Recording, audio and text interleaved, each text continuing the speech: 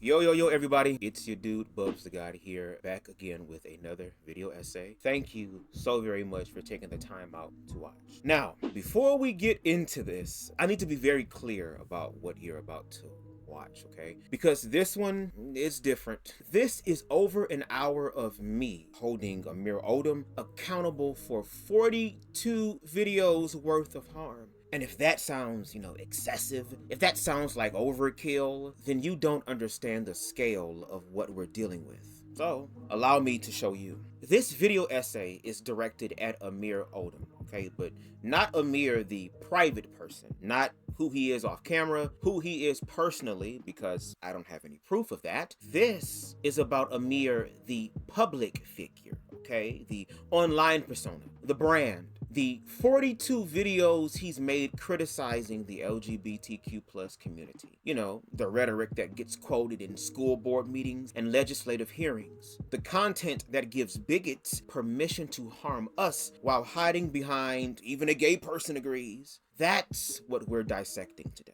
Now, if you're a fan of Amir's, I'm not asking you to hate him. I'm asking you to think critically. Look at the patterns. Check the receipts, okay? This isn't drama. This isn't tea, Miss Mamas. This is documented harm with real-world consequences. And if you're someone who thinks like him, whether you're straight and scared of queer visibility, or whether you're one of the respectable gays who think being quiet will save you, this is for you too. The fear-based hetero community and the I'm one of the good ones crowd, I need you to sit with what's coming, because respectability politics has never protected marginalized people, and I'm about to show you why. Also, some of this will repeat. I'm going to come back to the same points, the same rhetoric, the same 42 videos multiple times. That's intentional. We've been conditioned by heteronormative ideology since birth, so unlearning that takes repetition. The pattern is the problem, and I need you to recognize it every time it shows up.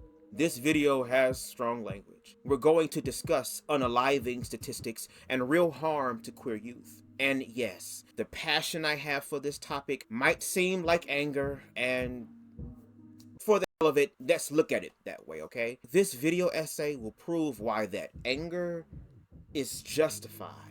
So if my tone makes you uncomfortable, ask yourself, is it the anger or is it what the anger is revealing? Because politeness hasn't protected queer people, so I'm not performing it here. Now, throughout this essay, I'll be using images that represent what Amir is socially manifesting into, okay? The house gay, the token, the respectable gay who throws everyone else under the bus to feel safe. These aren't personal attacks. Again, I don't know you personally, but they're visual representations of the ideological role he's playing and the system he serves. Now, here's where you guys come in, okay? I'm going to say 42 a lot in this video because that number matters. 42 videos. 42 times he chose conservative validation over community solidarity. Count how many times you hear it. Drop the correct number in the comments. And if you're subscribed and active,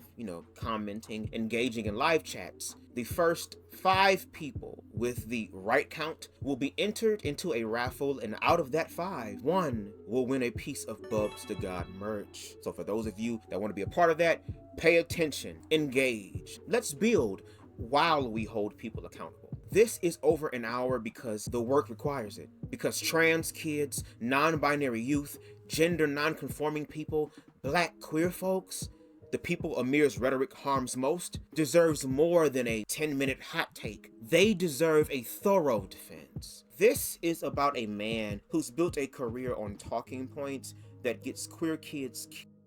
So, if you're ready to see the receipts, to understand the pattern, to learn how tokenism works and why it's dangerous, grab you something to smoke on, sip on, because it's a lot. And if you're not, I understand. Fear has a tendency to do that to people. Just don't let it control you, though. And for those of you who aren't ready to see shit but are going to watch anyway, don't say you weren't warned. So, without further ado, I present to you my latest video essay, Amir Odom, the house gay. Looking forward to y'all's thoughts. Good, bad, ugly. Just be honest.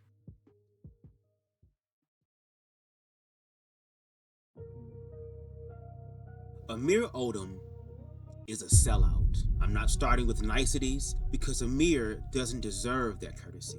And frankly, I'm exhausted watching him harm my community while seeking validation from people who would strip our rights away if it was politically convenient. So let me show you exactly how it works. In August 2025, Amir made a video called "Why Gay Marriage Might Be Banned." Now, to be fair, he provides context. He explains the Respect for Marriage Act. Final vote on the Respect for Marriage Act is set to pass the Senate, which would codify same-sex and interracial marriage and recognize them under federal law. We are taking the momentous step forward for greater justice for LGBTQ Americans. But in 2022, they made it a thing where states have to recognize same-sex marriages and they have to recognize interracial marriages even if they're done in different states, which, why are those even things to begin with? Besides the point. Mentions loopholes, tries to be balanced, but the video exists. Okay, since we're talking about technicalities, pay attention to that word, okay? Technicality, technical, just remember the tech word, okay? And in it, he discusses real threats. Is there a chance nothing happens? Yeah. The Supreme Court does not have to hear this case at all, and they can just ignore it like they do a ton of different cases every year. But is there a chance that they do? Yes, because we already know Clarence Thomas is someone who wants to revisit this case for some reason. But is there a chance that they do look at this case? Yeah. The same way they looked at Roe v. Wade and we saw what happened with that, there is a chance that that can happen with this. A petition was filed asking the Supreme Court to overturn Obergefell. Clarence Thomas did state he wants to reconsider it. Amir discusses these as real possibilities. So some of his audience rightfully paid attention. Some were concerned. Some people were worried. Some people discussed it online, and yes, some used imprecise language saying the Supreme Court was hearing the case when technically, remember that word, they had just received a petition. And that's when Amir made this video.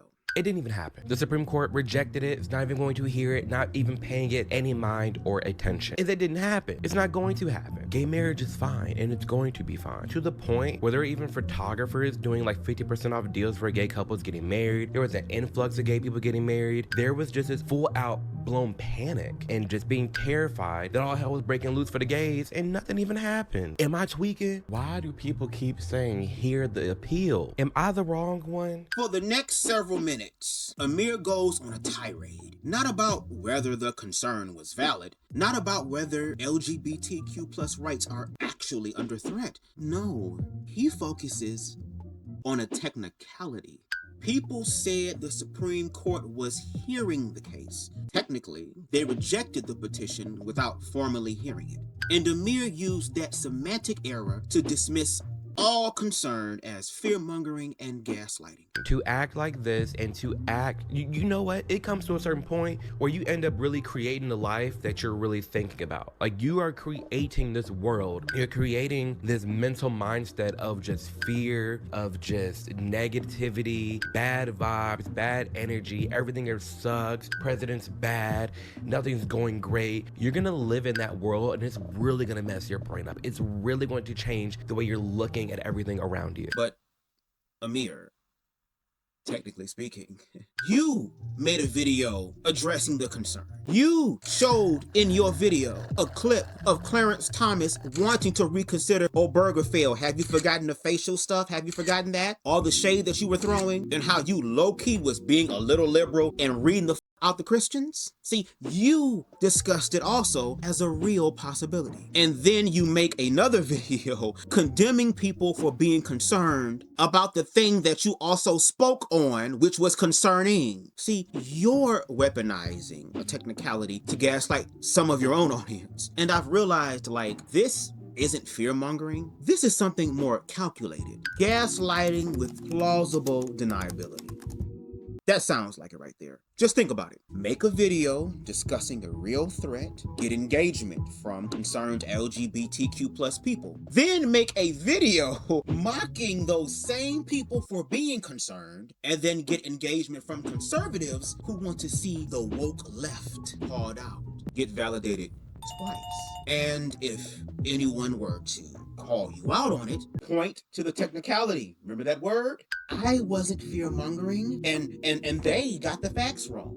But the facts are these. A petition was filed to overturn Obergefell. Clarence Thomas does want to reconsider it. LGBTQ plus rights are under threat in multiple ways, and people being imprecise about whether the court heard or received a petition doesn't change any of that. But I want y'all to watch what's consistent across both videos.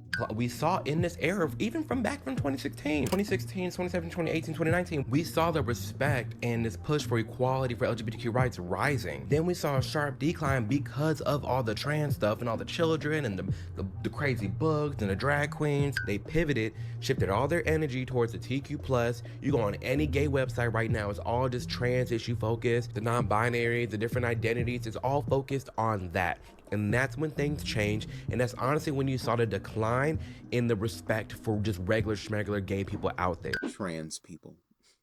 It's always something about those trans people when it comes down to these people, which is his real target. And that brings us to one of his latest uploads. How woke cartoons became LGBTQ propaganda for kids.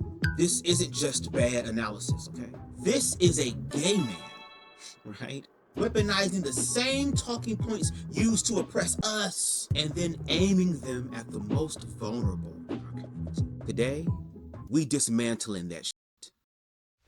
What, you heard the lady? No, what is it? There's a new coon in town, new coon in town, new coon that came the other day.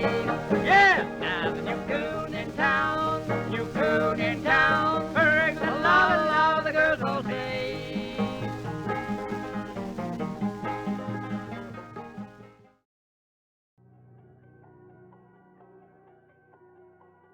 For those of you unfamiliar, Amir Odom is a black, gay, conservative YouTuber who has built his entire brand on criticizing the LGBTQ plus and black community.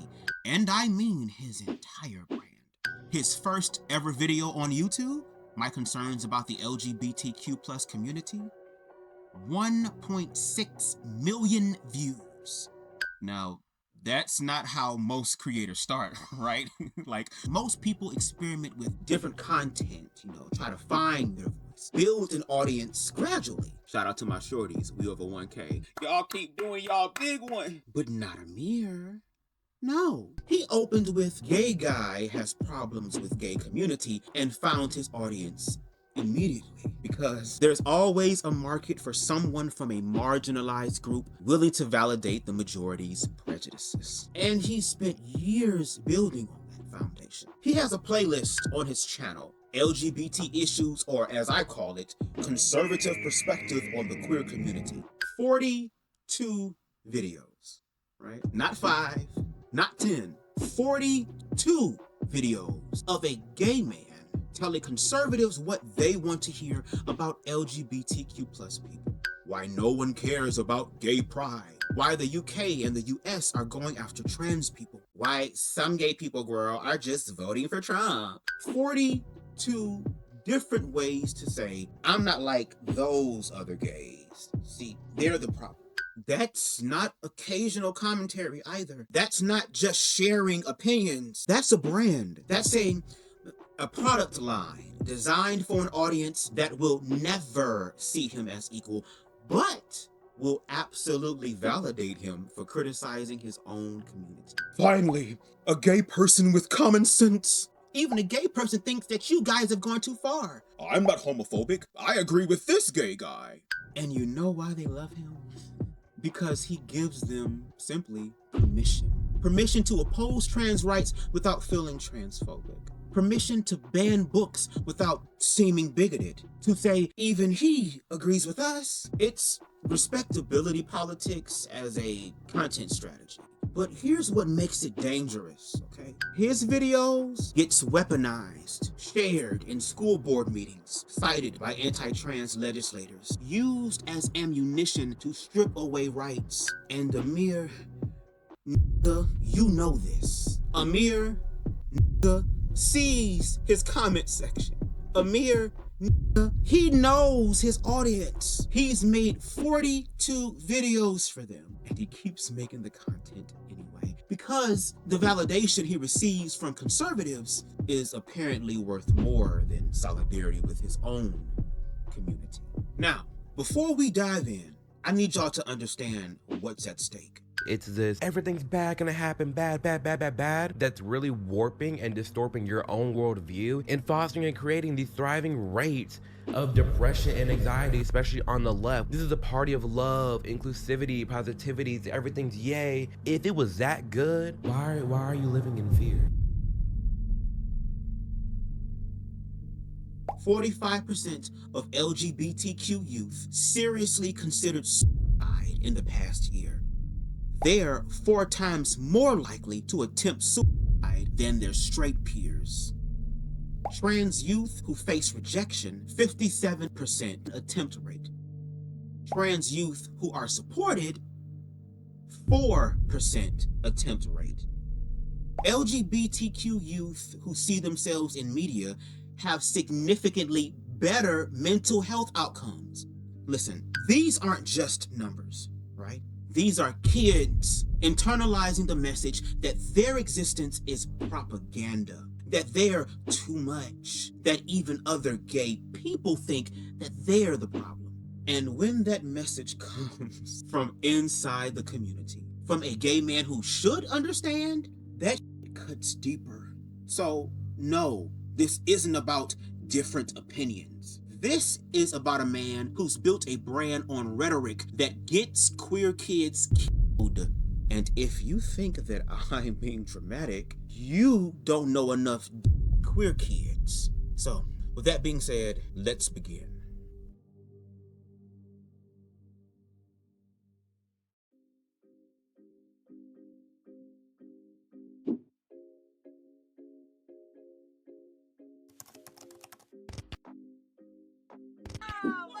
Banafi, tell us why you chose this delicious dress.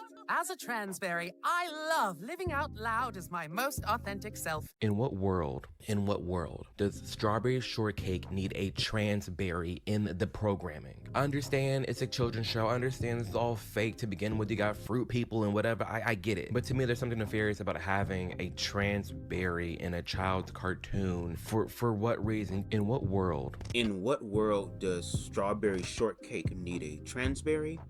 I'd like to make a guess. Can I make a guess? In the world where trans kids exist and watch cartoons, Amir? That world? You know, this one? But notice the language. Trans ideology, that trans people existing is nefarious. That there's no need for this. This is a show about talking fruit.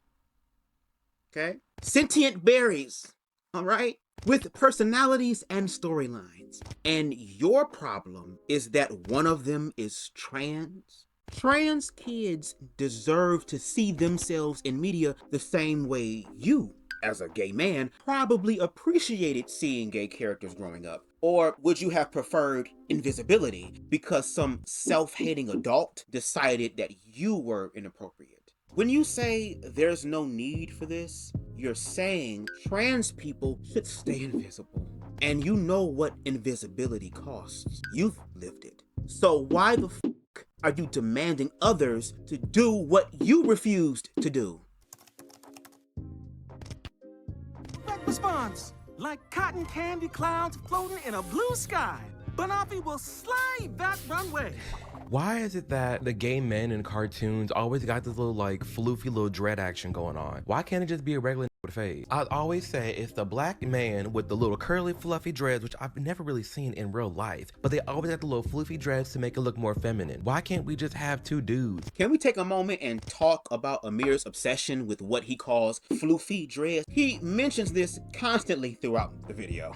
Why is it always the gay men with the floofy dreads? Why can't it just be a regular black dude? I've never really seen this in real life.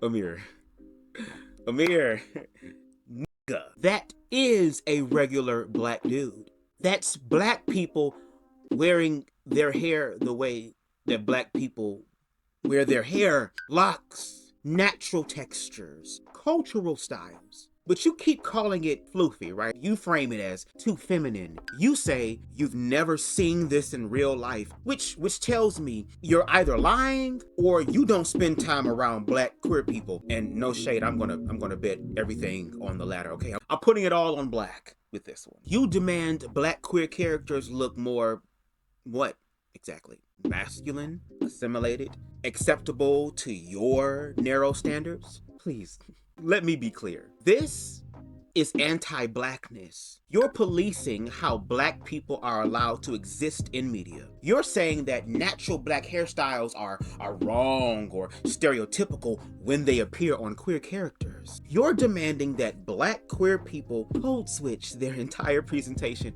to make you comfortable, and that's pretty rich coming from a black man.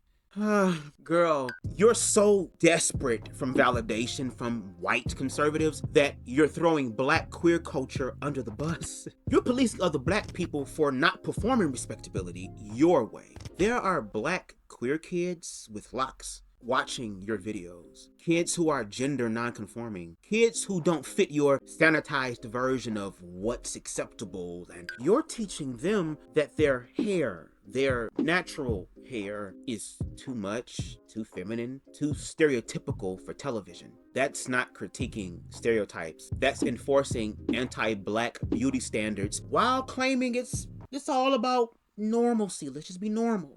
Now, later in this video, you approve, finally, of a gay couple, the Zebras. And you know why you like that? Because they're so sanitized, so neutered, so completely devoid of culture or personality that you can barely tell they're gay.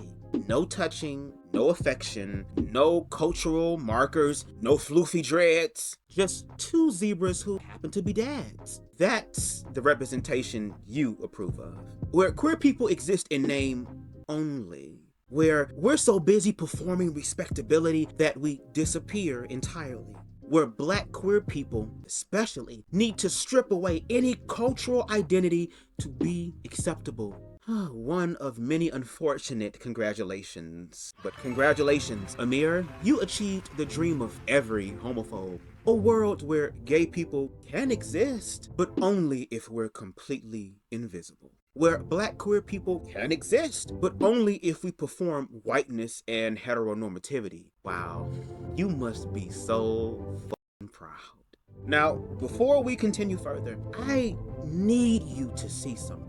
Because this pattern repeats throughout Amir's video, and I want you to recognize it every time that it appears.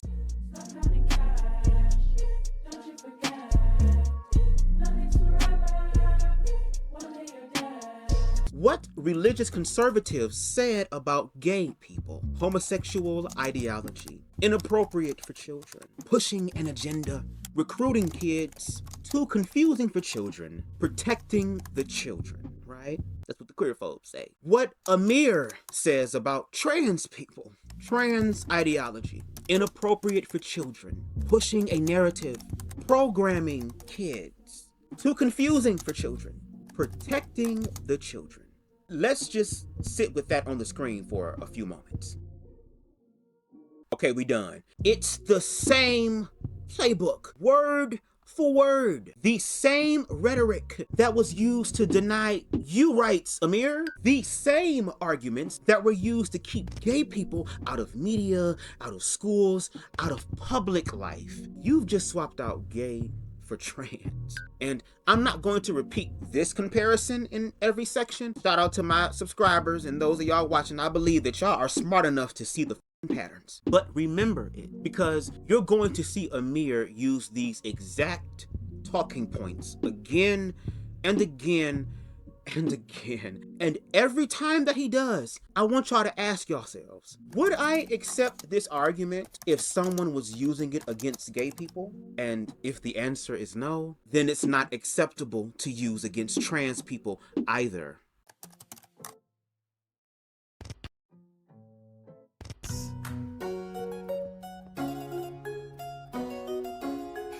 This is what I mean. This is what makes it look like you're pushing a narrative. This is what makes it look bad when you had this little boy frolicking around in like a tutu and a princess tier. The little kid already got 2 gay dads. So it's already like a little spicy you putting that in the TV show, especially in this current era. But when you add on the layer of, oh, of course, the kid has 2 gay dads and now the little boy's frolicking around in a little dress, that's not helping anybody. Why can't it just be normal people? 2 dads supporting their son who chooses to wear a tutu and a tiara while dancing. That's it.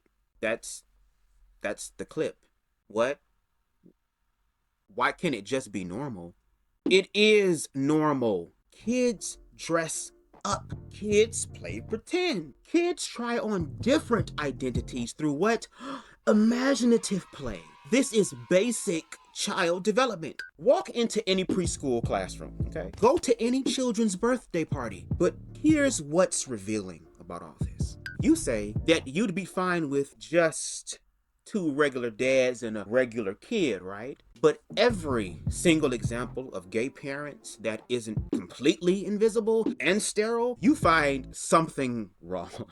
One has locks. Too feminine. Those dreaded floofy dreads again. Their kid is creative and plays dress up like literally every child does. Pushing a narrative. They're supportive parents? Programming. There it is again. The same rhetoric, y'all. Y'all seeing the patterns? Programming. Pushing a narrative. What you actually want is gay parents who are so indistinguishable from straight ones. No culture, no personality, no visible markers of identity. That's not representation, Amir. That's erasure with a pride flag slapped on it. I stand up for my pronouns. I'm the Ghost Club Artifact Specialist. Also, I love to skateboard. This shit pisses me off. You got this cartoon with this little it boy girl, I don't know, pushing this non-binary nonsense. Talking about my pronouns are they, them. Okay, what's 5 plus 5? This shit is only confusing for children. It's literally making people homophobic. It's literally making people look at anything as gay as bad. Anything remotely gay, they just want it gone and don't want their children associated with it at all because you can't just be real. Let little Tim Tam and little Jamal go out there, run and play and mind their business. No, but you can't do that. Instead, you got TV shows and kids shows talking about my pronouns are they and them. What is this obsession with being so hell-bent on injecting trans ideology, non-binary ideology into children's work? I think what irritates me the most about all of this is that we see late Gen Z, millennials, and up. We know what life is like when you just say he and she. We know what kind of cartoons we were watching growing up. And this stuff is just weird. A cartoon character says, my pronouns are they, them, and Amir acts like they just announced a 5-point plan for world domination. Bitch, this pisses me off. Non-binary nonsense. Why do kids need to talk about pronouns? Amir, let me explain something to you very slowly. Since it's been a minute since we've understood basic English and basic human decency, okay? It's been a minute and we all need to be reminded, no shade. Are we smarter than a 5th grader? One moment. Thank you, universe. Kids have always talked about pronouns. Always. How? Why? What do you mean? It's called grammar. It's called language. It's called how humans communicate with each other.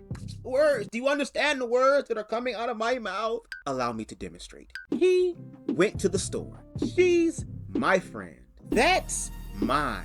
We're playing together. They said yes. Pronouns. You use them in every single sentence that you speak. Children learn them around age 2. They're fundamental to language development. But now, girl, now, suddenly, when trans and non-binary people use pronouns, specifically they, them, it's ideology, it's propaganda, it's confusing for children. Are y'all picking up the motherfucking patterns I'm telling y'all about? There it is. Ideology. The only person who's confused here, no shade, is you.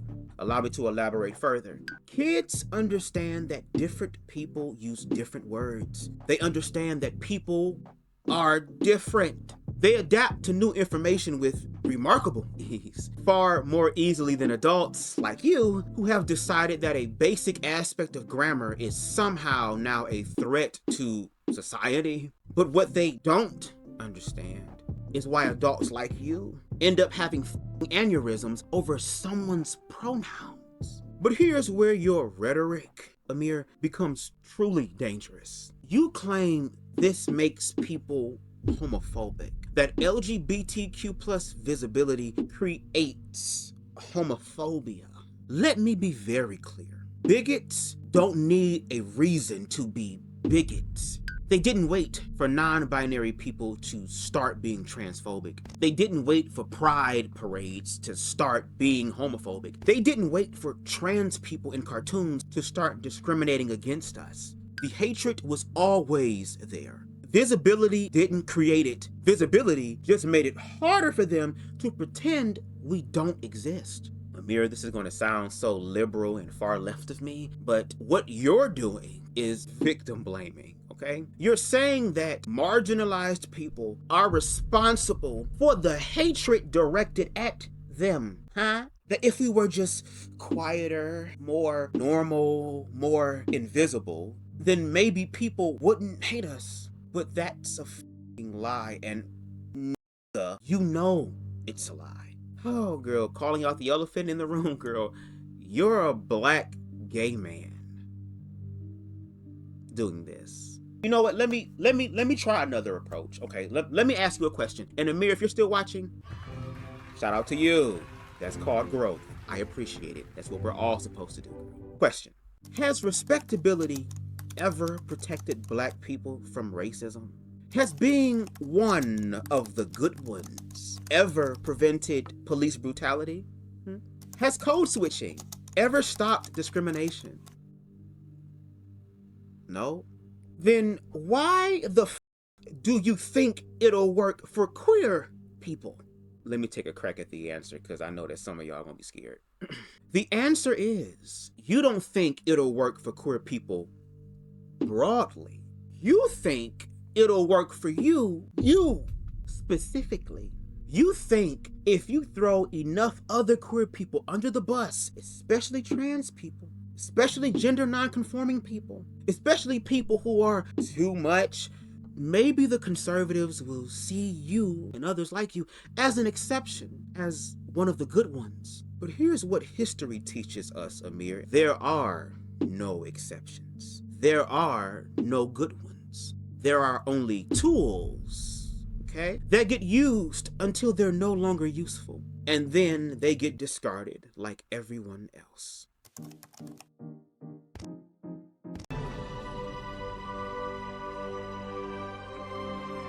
Oh no. Daring mixed martial arts champion, Jiu-Jitsu Joe. He's the undisputed champion of my heart.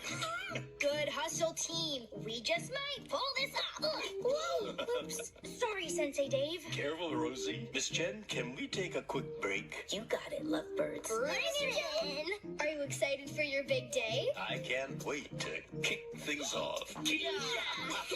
Thanks for making our...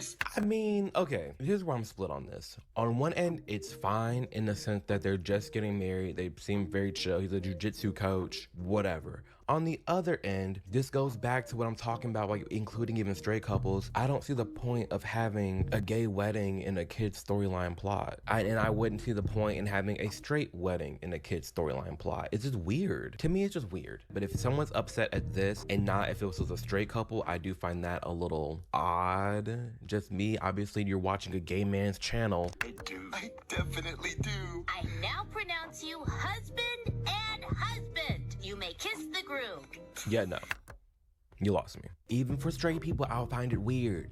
Like the Disney movies, the Cinderellas and stuff, kissing people awake and bestiality and you kissing animals. It's all just weird. I now pronounce you husband and husband and they kiss on screen. It's just weird. Do you want to kiss me as much as I want to kiss you? I'm surprised someone as smart as you would have to ask.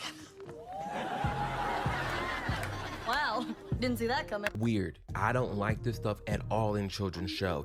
Even if it's straight, gay, it don't matter. Why is this on Disney Channel? Oh girl, when queer people kiss, specifically two men kiss at their wedding in this children's cartoon, and Amir is all of a sudden like LaToya Luckett now. He's torn in between the two. You lost me. It's weird. And Amir, shout out to you. You're going to throw in the whole, will heterosexual people stuff make me feel weird too? But since you threw the straight people stuff in there too, let's continue to look at this through your lens, okay? No shade. Sleeping Beauty. A prince kisses an unconscious woman. No consent. Been showing this to children for 60 plus years. Snow White. Same thing. A man kisses a woman in a coma. Epstein shit. The Little Mermaid.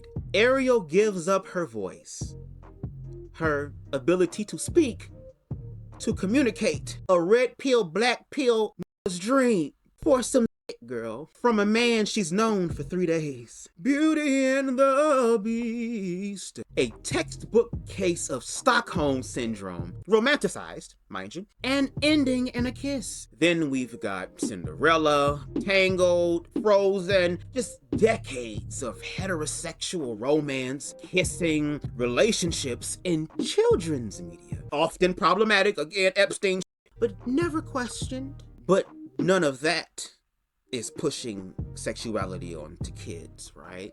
None of that is inappropriate.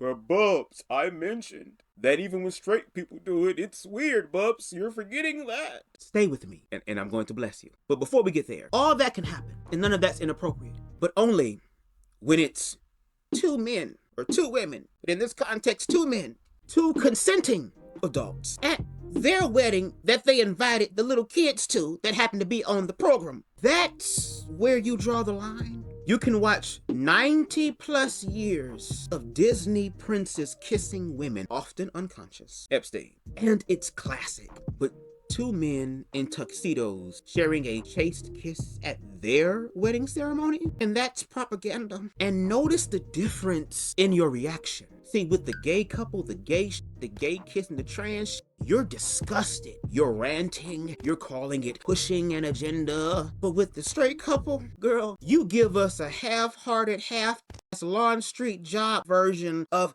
yeah, that's weird too. And then immediately move on. No tirade that's equal to the gay shit. No propaganda talk that's equal to the gay shit.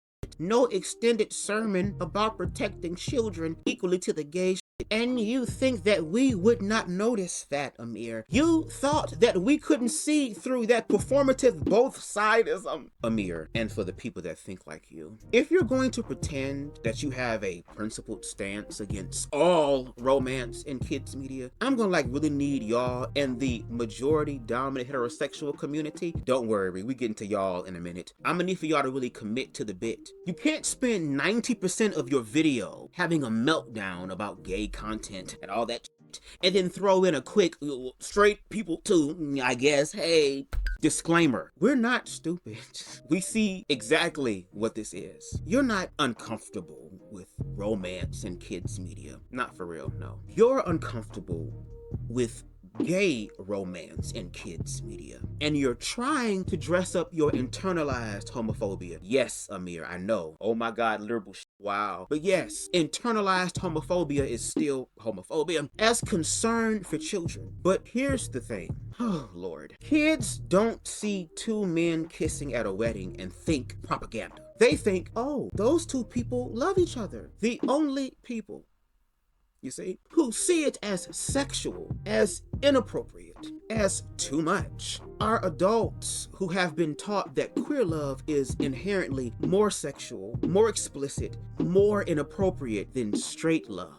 And Amir, you've internalized that message so deeply that you're now spreading it to the next generation. And again, another unfortunate congratulations. You're doing the bigots' work for them. Welcome to Welcome Walk. Hello. Oh, if you're looking for the Dazzles, they moved away a few weeks ago. No, we're the Razzles. Howdy. And we're moving into the Dazzles' old house. I'm Ray. Hello. Hello. And I'm Roy Razzle. And these are our baby twins. Ron and Ruby. Say, who are all these lovely folks, little pug? This is little Papa. This is fine. This I have no problem with. I'm cool with representation of different family types. Hello, I am an example of that. That's fine, especially when it's not pushing a narrative, pushing something, it's just showing a different family. That's a clear example of what I think is okay to be in children's shows. There wasn't like any weird out of the norm stuff. That's 110% different than the other example we saw in the beginning of this video with like the little floofy dreads, the black man with floofy dreads. Girl, I gotta light up for this. This is celebratory. One moment. Woo! Because finally, it has happened to us. We get to the one example that Amir approves of. Two zebra dads, right? Moving into the neighborhood. A quick, sanitized introduction. No fanfare, no personality, no culture, no seasoning at all. I'm trying to go to Flavor Town. And this is the flavors? Salt, pepper, and onion powder. There's no flavor in this house. I asked for hot sauce and all you got me was ketchup. Stop the films. And Amir loves it. This is completely fine. This is 110% like different than the other examples. See, there wasn't anything weird. You know why he thinks it's fine? Because you can barely tell that they're gay. They don't touch, they don't show affection, they don't have any cultural markers or personality traits that might indicate queerness. They're just two zebras who happen to be dads, right? You could blink, girl, and miss that they're even a couple. This is the representation Amir wants. You know, the kind where queer people exist but are completely invisible. Where we're so neutered, so sanitized, so careful not to make anyone else uncomfortable that we might as well not even be there at all. This is representation that bigots are comfortable with. You know, the kind where we're tolerated as long as we stay in our lane, right? Where we're accepted as long as we're apologetic about existing. Where we're allowed in the story as long as we don't do anything gay, look gay, or have any visible markers of queer culture or community. Amir, you're celebrating the bare minimum while condemning anything that actually represents queer people as full human beings, you know, with culture, personality, and community. Shout out to Larry Seasoned and Salt, Limit Pepper Spices, and all this. Shout out to the diversity, equity, and inclusion of spices. Amen. You're praising representation so invisible, it barely counts as representation at all. And you think that this is progress? You think that this is what we should be grateful for? No, hell no, no. This is what tolerance looks like. Intolerance is not acceptance. It's not equality. Tolerance is I'll allow you to exist as long as you're making yourself small enough that I can ignore you. That's not liberation. That's oppression. Girl with better PR. You want gay people in media, but only if we're indistinguishable from straight people. Only if we have no culture, no community, no visible identity. Only if we're just so normal, which is always code for straight passing, that we disappear into the background. That's not representation. That's erasure. One to another. That's heartbreaking.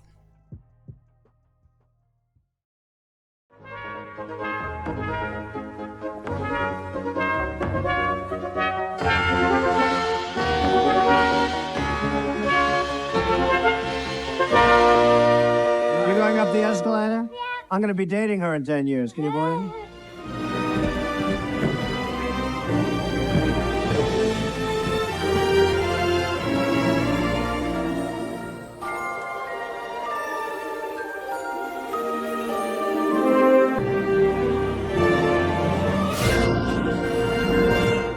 Heterosexual people, if you're still watching, again, shout out to you. I congratulate people who push through the fear. Shout out to y'all. But this y'all section, I hope y'all ready, because I'm willing to do something different. Are y'all? Now, let's talk about what's actually been pushed on children from birth.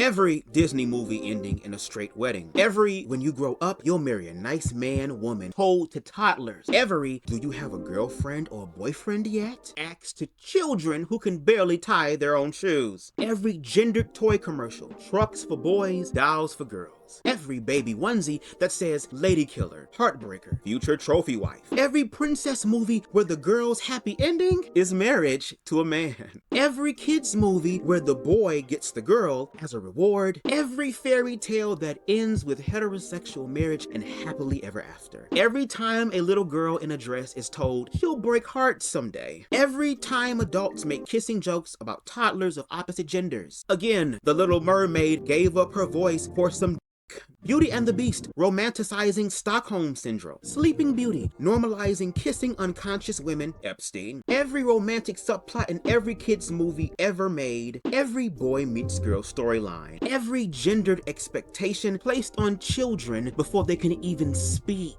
But that's not ideology, though, right? Bubs, it's just normal. Bullshit. Heterosexuality have been shoved down children's throats since the moment they're born. You're marinated in it. You're swimming in it. It's so pervasive, so constant, so overwhelming that you don't even see it anymore. You don't call it grooming. You don't call it propaganda. You don't call it pushing an agenda. You don't call it heterosexual ideology. You call it childhood. And now, when queer people asks for a fraction of that same representation, we want just a little sliver of that visibility. We want kids to see that families come in different forms and people use different pronouns and love looks different for different people. Suddenly, it's too much. Suddenly, it's inappropriate. Suddenly, kids are too young to understand. Okay. Well, if that is the case, let me be very clear. You don't have a problem with sexuality in kids' media. You have a problem with our sexuality in kids' media. Yours has been there all along, okay? Constant, overwhelming, inescapable. You just never noticed because it was never questioned. Because it's been normalized to the point of invisibility. But now that we're demanding visibility, now it's a crisis? Now it's propaganda? No, that. And to the straight people who still watching, shout out to y'all, and those in Amir's comment section nodding along, let me ask you a question directly. When did you first learn about straight people? When did someone sit you down and have the heterosexual talk? When were you exposed to straight ideology? Oh, never? Because you were surrounded by it from birth? Because every piece of media you consumed, every interaction you witnessed, every story you heard assumed heterosexuality as the default? Oh, okay. Cool, exactly. That's what I thought. So with that being said, don't tell us, okay, that bullshit that seeing a gay couple in a cartoon is pushing a fucking agenda when you've been force-fed heteronormativity since before you could walk. The only difference is that you're comfortable with one and not the other. And your discomfort, no shade, is not our problem. Now, y'all, no shade. Here's my favorite part of this entire analysis, all right? And Amir, if you're still here, again, shout out to you. I need you to pay very close attention to this, okay? Now, remember your video about gay marriage, why gay marriage might be banned, remember? And remember your rant about religious liberty? Well, you forgot about that in your response to the marriage panic video, but allow me to refresh your memory.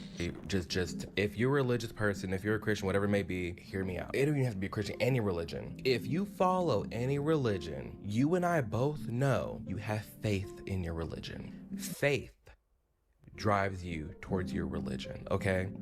We can understand that and we can acknowledge that. The kicker is, if we look at what the definition of faith is, strong belief in God or in the doctrines of a religion based on spiritual apprehension rather than proof. It's not proof, okay? There's tons of different religions, tons of different beliefs.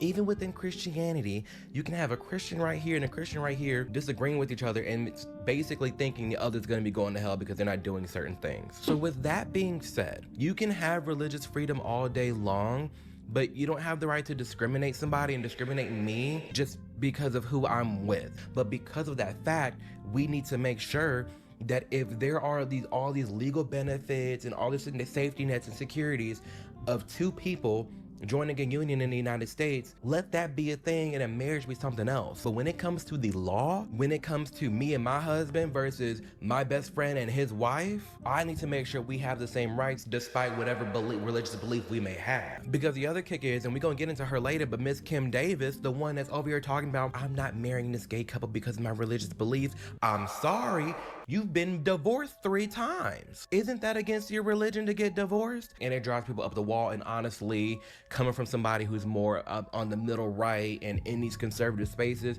this is why a lot of people don't like Christians, is because of the hypocrisy that is out there. You are sitting here telling me that I don't have a right to get married, even though you have a right to get divorced nonstop. You've been ran through by 3 men, Miss Ma'am, 3 different marriages, and they ain't work. So you tell me what's wrong with me getting married. This is one of those things that just drives me up a wall because of the sheer hypocrisy that we see nonstop and all the laws and rules that are trying to be mandated from it. I'm sick and tired of it. The shit that I've seen in conservative circles, the that I've seen at these conservative events is everything but conservative. I'm sorry, it's not. It's fake, it's fraudulent. I am sick and tired of all these Republican men hipper and hollering about gay marriage is bad, but you stuck in the bathroom stall. Come on, make that make sense. But you get ran through by different men, you're cheating on your wife with your other men, you're on these apps, you download Grindr right now, go drive to the most whitest conservative, matter of fact, go to church.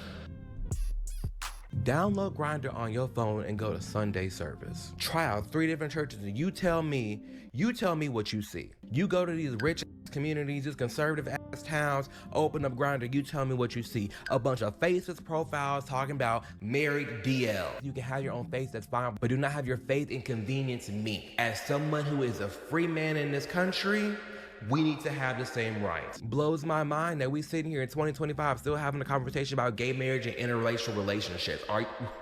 Baby, this right here, okay? This, all right? This is like actually brilliant. No shade, Amir, this is correct, 10s across the board. I'm objective, so I'm with you when you right. No shade, I'm with you when you're right. Amir perfectly identifies that religious conservatives are hypocrites. He understands that faith-based discrimination is bullshit. He currently points out that Kim Davis, being divorced 3 times while denying marriage licenses to gay couples is the height of hypocrisy. He even has this absolute gem of a line, y'all, no shade. Tell it to your next homophobic person at church. Download Grindr at church, girl, okay? And go to 3 different churches and tell me what you see. Shout out to the Republican National Convention, blessing glory holes for Christ for a long time. He's right. Religious conservatives, unfortunately, are hypocrites. Their faith-based arguments shouldn't dictate public policy. Religion and state should be separated. And Amir, gets it when the discrimination is aimed at him. So, Amir, again, if you're here, shout out to you. Can you please explain something to me? And I genuinely want you to think about this. How is what you're doing any different? You're using the exact same arguments that Kim Davis used, the exact same rhetoric that religious conservatives have weaponized against gay people for decades. Again, this is inappropriate for children. This is ideology. This is pushing an agenda. This is programming. We need to protect the kids from this. This has no place in children's media. Those are their talking points, Amir. Word for word. Those are the same arguments used to say gay people shouldn't be allowed to marry, to adopt, to teach, to exist in public spaces, to be shown in media. You can spot religious hypocrisy when it's used to discriminate against you. You can call out Kim Davis for using her personal beliefs to deny others their rights, correct? You can see that faith is not proof and shouldn't dictate law. But now you're blind Stevie, Ray, Helen Keller, one of the three, girl, blind to the fact that you're doing the exact same thing to trans people. Your personal discomfort, your feelings about what's appropriate, your beliefs about what's normal. You're wielding those the same way Kim Davis wields her Bible. I get it, girl. We human, we all learning, but no shade, girl. The cognitive dissonance is astronomical. You can download Grindr at church and see that religious conservatives are full of shit. But you can't look in the mirror and no shade see that you're full of shit when you call trans representation ideology. You can't see that your rhetoric about trans people is identical to their rhetoric about gay people. Let that sink in for a moment. Let the hypocrisy land. The same arguments that were used to keep you from getting married are the arguments you're using to keep trans people out of media. The same logic that said you were inappropriate for children is the logic you're using against non-binary representation. The same playbook that oppressed you is the playbook you've adopted to oppress others. And you think this makes you reasonable. Another unfortunate congratulations, Amir, but congratulations, you've become the thing you hate, Amir. You've become Kim Davis with a YouTube channel. Oh, my Lord. Let's talk about Amir's specific rhetorical strategy, okay? Because understanding it helps you see when it's being used. In his gay marriage videos, right, we saw the technique clearly. Step 1, create a situation where concern is warranted. Make a video about threats to gay marriage. Talk about Clarence Thomas. He ain't jump into the pool but put his feet in the pool. Step 2, when people express that concern, attack them for expressing it. Stop gaslighting. Stop fear-mongering. Step 3, use a technicality alone to make them question their perception. They didn't hear the case, so y'all got the facts wrong. Step 4, position yourself as the reasonable one while calling them hysterical. The radical left is so negative. Another liberal leftist buzzword coming through. This is textbook gaslighting. And it works because he has provided some nuance. So he can say, I wasn't fear-mongering. People did use imprecise language, so he can say they got the facts wrong. He does have plausible deniability, so he can deflect criticism, but the pattern reveals the truth. Make content about a controversy, benefit from the engagement, then position yourself as above it. Benefit from that engagement too. Use technicalities to dismiss valid concerns, and always end with the trans people are the real problem. It's not accidental, it's not careless, it's calculated. And once you see it, trust me y'all can't unsee it. Let me show you the full scale of what we're dealing with here. Because this isn't just about 3 videos. This isn't just about cartoons or gay marriage panic. Amir has a playlist on his channel, LGBTQ plus issues. 42 videos. After all we've seen, 42 videos. I need for y'all to let that sink in for a moment. 42 videos, $40, not 5 videos over the years, not 10 videos exploring different topics. 42 videos of a gay man positioning himself against his own community. Why no one cares about gay pride anymore. Why the UK and the US are going after trans people. Why some gay people are voting for Trump. My concerns about the LGBTQ plus community. His very first video, again, 1.6 million views. 42 different ways to tell conservatives, girl, you're right about us. They're the problem. Not me, them. That's not a guy with some opinions. That's not occasional commentary. That's not just being honest about my community. That's a brand, that's a product line, that's a career. He found his market early. Again, his first ever video established this brand and it worked immediately. 1.6 million people, y'all, again, wanted to hear a gay man criticize gay people. And he spent years serving that market. 42 times, 42 different angles, 42 different ways to give conservatives what they want, which is validation for their discomfort with queer visibility. Think about what it means to make 42 videos about how your own community is the problem. 42 times sitting down, filming yourself, editing, uploading, and saying the LGBT plus community has gone too far. 42 times reading comments from people who will never see you as equal, but absolutely love you for validating their prejudices. 42 times choosing the validation of conservatives over solidarity with your community. This is his career. This is what he does. This is what he's built. And every single one of those videos gets weaponized. In the comment sections, in policy debates, in school board meetings, in legislative hearings. Again, see, even a gay person agrees we've gone too far. Y'all notice the drill by now, the signs. 42 times, Amir. 42 products for an audience that will use you as a shield while they strip away our rights. And I'm sorry, that's not commentary. That's complicity as a content strategy. And the cartoon video that we analyzed today, that's just number 42 in a long line of the same message. I'm not like those other gays. They're too much. They're the problem. They're the reason why people don't like us. Except Amir. After 42 videos, we have to ask, if the community is the problem and you've spent your entire career criticizing the community and you're part of the community, maybe you're the problem. To articulate this in the best way possible, so bear with me. I have been out since 2012 and gay marriage has been legal since 2015. And on 2015, we should have stopped. That should have been the end of it. So what do I mean by that? We should have stopped after gay marriage. And sadly, that's where we're at with the gay community now. It's their own self-reflected world and echo chamber of just negativity, fear-mongering, and delusion.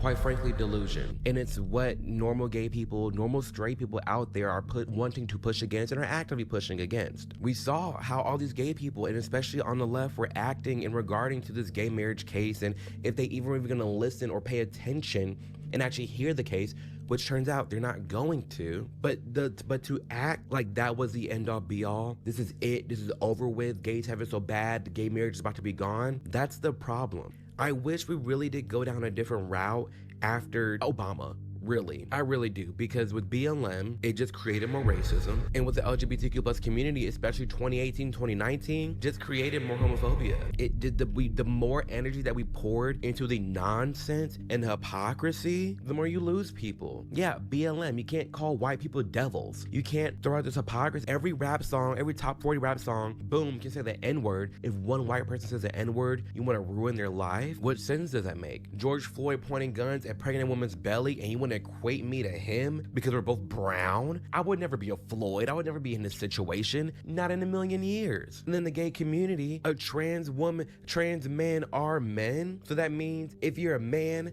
that doesn't want to get with a trans man, you're just being transphobic, when the only reason I'm gay is because I don't like vagina and that trans man has a whole... I don't want nothing purring. This, y'all, this, I have to light up for this part, no shade. This right here is the most disgusting part of Amir's entire worldview. He says the LGBTQ plus community created homophobia by being too visible.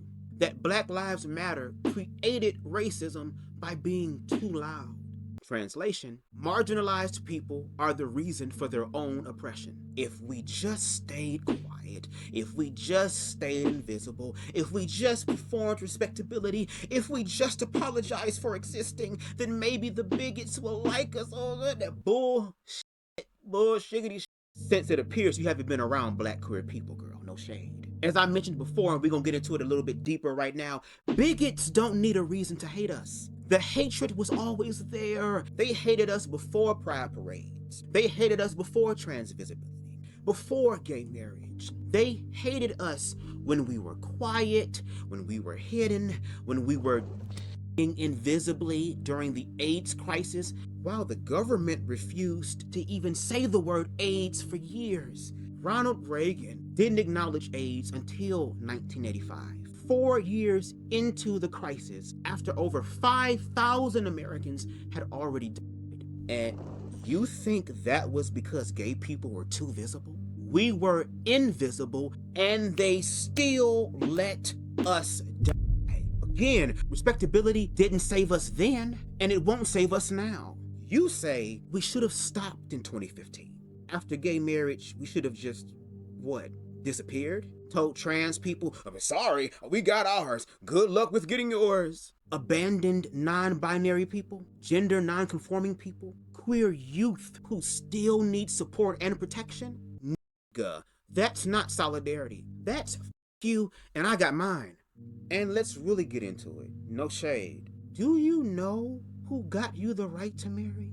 The right you're so comfortable with now? The right you think we should have stopped after achieving? You know who got you that right? Trans women of fucking color. Marsha P. Johnson, Sylvia Rivera, Miss Major Griffin Gracie. They started this movement at Stonewall. Nigga. They fought for your rights when it was illegal, when it was dangerous, when people were being killed for being queer. They fought for you when you were considered too inappropriate for public spaces. They fought for you when people said you were recruiting children. They fought for you when you were called ideology and propaganda. They fought for you when the AIDS crisis was killing us and the world didn't give a fuck. They fought for you when religious conservatives said gay people were destroying America. They fought for your right to marry, and not just same gender, but interracially, my nigga. They fought for your right to exist openly, to have a YouTube channel, to build a career, to be visible. And now that you have yours, you think trans people should shut up and disappear so what? You can be comfortable. Now that you're safe, or at least feel safer, everyone else needs to stop being too much. That's not just betrayal. That's historical amnesia. That's pulling the ladder up behind you and then turning around and pissing on everyone still trying to climb the ladder. You owe your rights to the people you're now throwing under the bus. And this makes you not just wrong, but historically, morally, and fundamentally a sellout.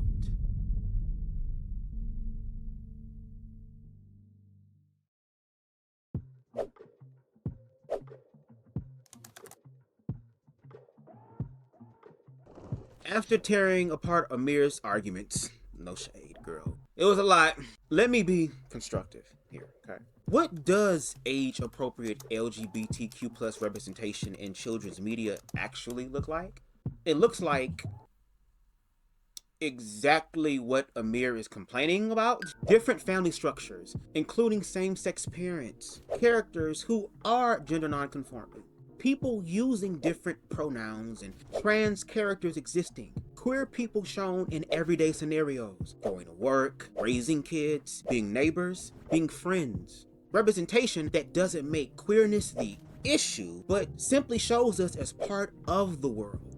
This isn't ideology, Amir. This is reality. LGBT people exist. We have families. We raise children. We're teachers, doctors, neighbors, friends. We're part of the fabric of society, whether you like it or not. And children, whether they're queer themselves, have queer family members, or will, I don't know, simply exist in a world with queer people, children benefit from seeing that reality reflected in media. The research is crystal clear. Representation in media significantly improves mental health outcomes for LGBTQ plus youth. It does not confuse children about their own identity. It does not affect their sexual orientation or gender identity. It does make them more empathetic, accepting, and aware of diversity though. And children who see diverse families in media develop healthier attitudes towards difference. You know what does harm children though? Teaching them that some people are too inappropriate to exist in media. Teaching them that certain identities are ideology that needs to be hidden. teaching them that visibility equals propaganda, teaching them shame about who they are or who their family members are. That's what creates those statistics I mentioned earlier. Not the cartoons showing a trans Barry, not the two dads supporting their creative kid, not the character who uses they, them pronouns or kisses at a wedding. Your rhetoric, Amir, okay? Videos like yours that tell queer kids they're too much, that their existence is propaganda, that they're the reason people are homophobic. Here come that number, y'all, like 42 videos of that message. That's what kills kids. Not representation, again, erasure. And for the people who are like Amir that are black and queer, turning on a queer community, okay, to be a part of a party that's gonna use your ass up and they don't give a f. Let me explain what you're actually doing with this content, okay? Listen closely, we're gonna delve a little bit deeper. Girl, no shade, you the house nigga telling the field niggas to stop complaining. Okay. You're the model minority telling other minorities that they're too loud. You're the token giving the majority permission to discriminate.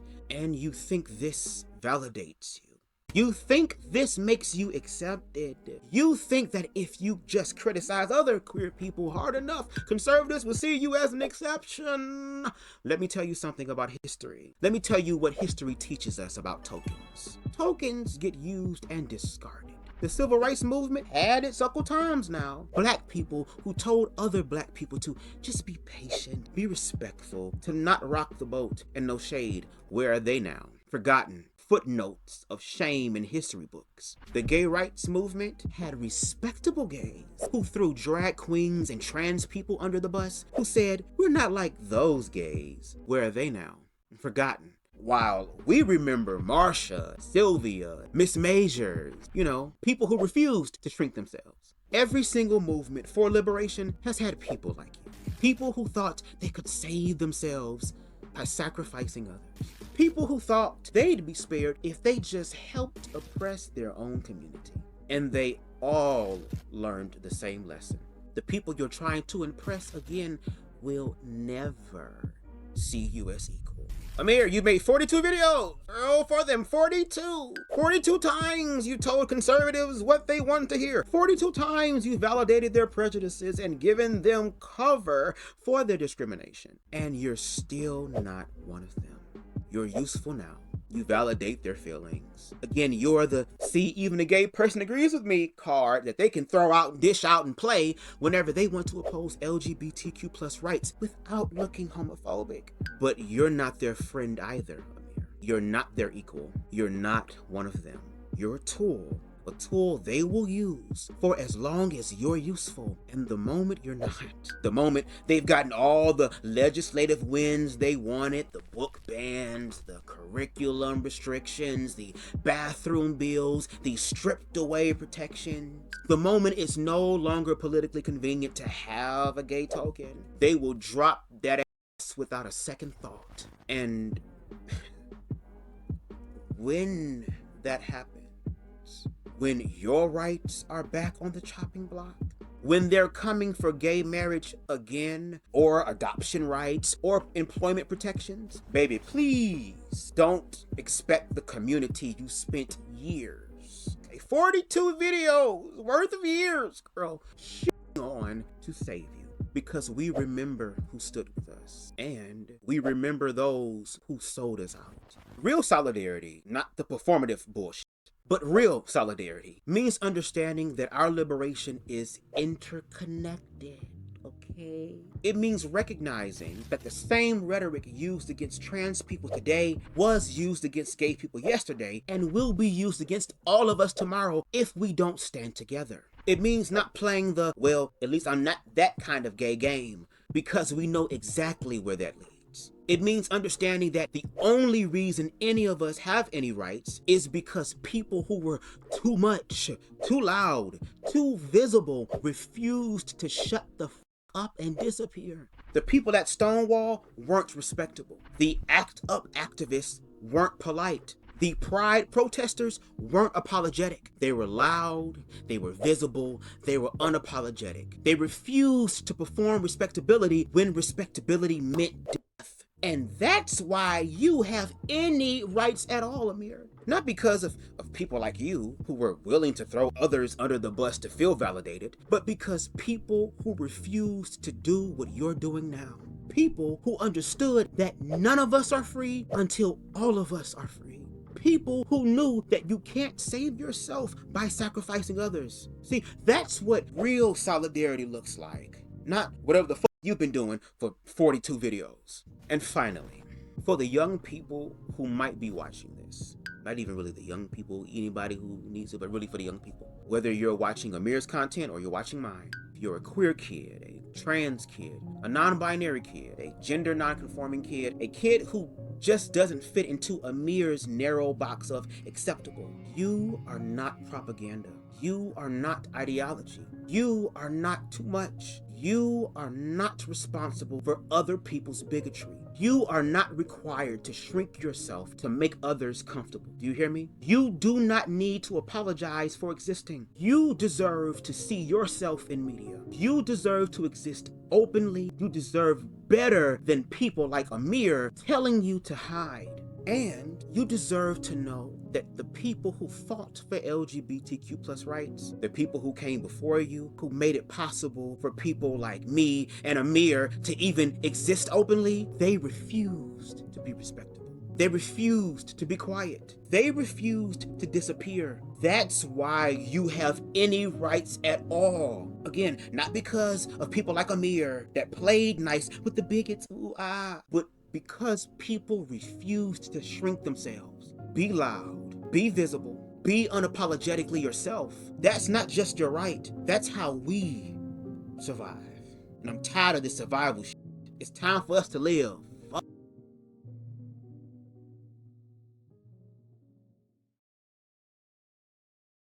You know what's truly tragic about all this, no shade? Amir, and again, I'm objective. You actually had good points in your gay marriage might be banned video. Again, you correctly identified religious hypocrisy, called out conservative contradiction. You understood that faith shouldn't dictate law. You can see bigotry when it's aimed at you, but you're completely blind when you're wielding it against others. You had ended one of your videos, if I'm not mistaken, with like a motivational message, right? You stated, whatever you're going through, you'll get through it. You're built for this. You will survive. That is a very beautiful sentiment, Amir. No shade, that is a beautiful thing. Because queer people been doing that. But let's keep it a thou wow, okay? There are queer kids watching your videos right now. Kids watching one of those 42 videos. Trans kids, non-binary kids, gender non-conforming kids. Kids who are too flamboyant, too femme, too much for your narrow definition of acceptable. The kids you call ideology, the kids you say are confusing, the kids you blame for homophobia. And across 42 videos, you're teaching the same message, that their existence is propaganda, that they're confusing for children, that they're the reason people hate us, that they need to disappear to be acceptable, that even other gay people think they're broken. You're teaching them to hate themselves, Amir, and some of them, not all, but some are going to believe you. Some of them are going to internalize that message that they're too much, that they're the problem, that the world would be better if they just weren't here. And some of them aren't going to survive it. And when that happens, you're going to have to live with the fact that your content, your 42 videos and growing at this damn point, your rhetoric, your desperate need for conservative validation contributed to it. You can tell yourself you're just being honest. You can tell yourself you're helping the community. You can tell yourself whatever you need to sleep at night. But the truth is this: you've built a career on rhetoric that harms kids. And no amount of views, no amount of validation, no amount of conservative approval will wash that blood off your hands.